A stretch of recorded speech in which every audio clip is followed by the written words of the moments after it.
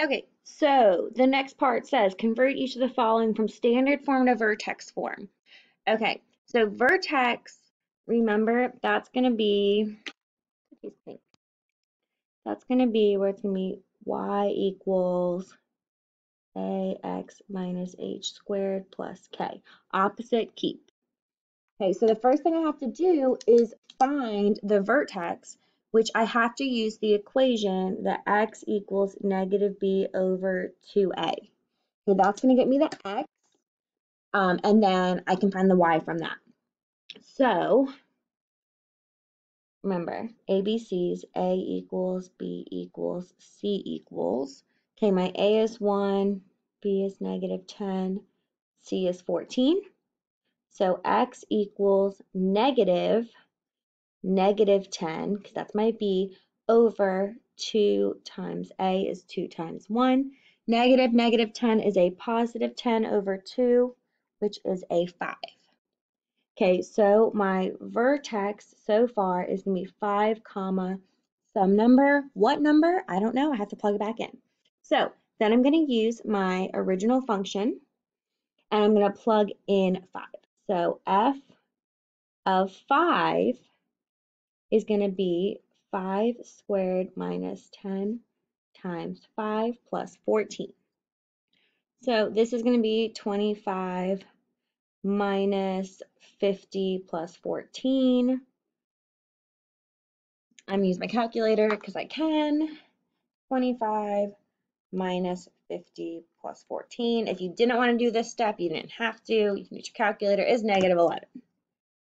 Equals negative 11. So my vertex is 5, comma, negative 11. Okay, which means when I use my formula, you can do y equals or f of x equals. It doesn't matter. So we'll just say f of x equals, we'll be fancy. My a is 1, so I'm not going to write it. You can if you want. X minus h, so the opposite of h. That's what this means. So opposite, keep. So opposite of 5 is negative 5 squared, keep negative 11. So which means my vertex should have been 5, negative 11. It is 5, negative 11. Okay, number 17. Again, I'm doing my ABCs, A, B, C, 2, 20, and 7. X equals negative b over 2a. It's right up here. Negative b is 20 over 2a is 2 times 2, which is negative 20 over 4, which is negative 5. Okay, so my vertex, I'm going to write it over here, is negative 5, comma, some number. Okay, when you plug this back in, you have to use parentheses, okay?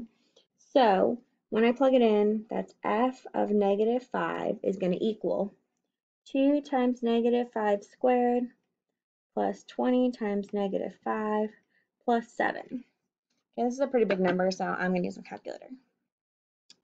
So 2 parenthesis negative 5 parenthesis squared plus 20 parenthesis negative 5 parenthesis plus 7 is a negative 43. Okay, which means my vertex is negative 5, comma, negative 43. If you wanted to check your work, use your table button. Okay, let's delete that out.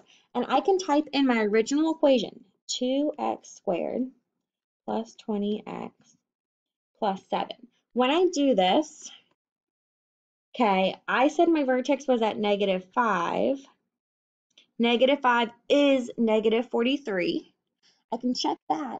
And if negative 4 is negative 41, that's one down. If I go one up, it should match. And it does. Okay, that's how you know, because it's going to start flipping over that axis of symmetry. So my final answer is going to be f of x equals, a has to go out front now because I have an a. So 2 parentheses x something squared. Okay, opposite, keep. Opposite of negative 5 is a positive 5, keep negative 43. So My vertex should be -5, -43. Opposite keep, -5, -43. And okay. Let's go to the next.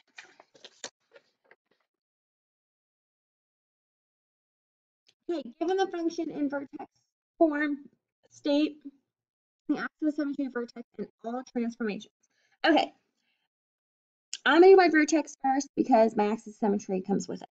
So this right here has nothing with the x, which means it wasn't moved left or right any. Okay, you see how this guy has a +1, this one has a -3. This has nothing. So my vertex is going to be 0, comma, -6.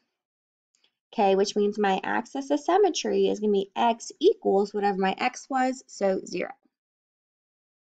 Now comes the fun part, transformations. This negative and this 3 are separate, okay? The negative is a reflection across which axis? The x-axis. Okay, this 3 is not in parentheses with the x, it's out front, so that means it's vertical. It's a vertical stretch by a factor of 3. BAFO stands for by a factor of. Okay, you can also just write by 3. Okay, then the -6 is down 6, but you have to tell me which way. It's a vertical shift down 6. Okay. Next, it says, given the following transformation, write each equation in vertex form. The quadratic function is reflected across the x-axis. Okay, that means there's going to be a big negative out front. Has a horizontal shift right 4. Okay, anything left and right is on the x-axis, which means it's affecting the x. So that's going to mean x, it says right 4, and it's opposite, x -4. And a vertical shift down 8, which means I have a big -8 at the end. So y is going to equal negative x -4 squared minus 8. Down 8, right 4, opposite of what you think. You think, oh, negative means left. It's opposite, okay? -4 is actually right 4. And the big negative out front is a reflection across the x-axis. Okay, let's do the next one. It is vertically shrunk by a factor of 0.5. Okay, that means there's a big 0.5 out front. Or you could see it as a 1/2. Has a horizontal shift right 6. Remember, left and right affects your x, and it's right 6, so that's really -6. And has a vertical shift down 9. That's a big -9 at the end. Okay, I like to just kind of label them as I go. So y equals, let's see, 0.5. Something's going to be squared. X -6 goes inside because that's the x part, and a big -9. Ooh, break my pencil. Okay, 0.5 was the vertical shrink by 0.5. X -6. Okay, x -6 really means right 6. -9 was down. Okay, 25. What is the axis of symmetry and the vertex for the function? Okay, so again, you're going to need to do that x equals -b over 2a. Okay, so ABC's A, B, C, 1, 9, -6. So x is going to equal -9 over 2a is 2 times 1 is -9 over 2.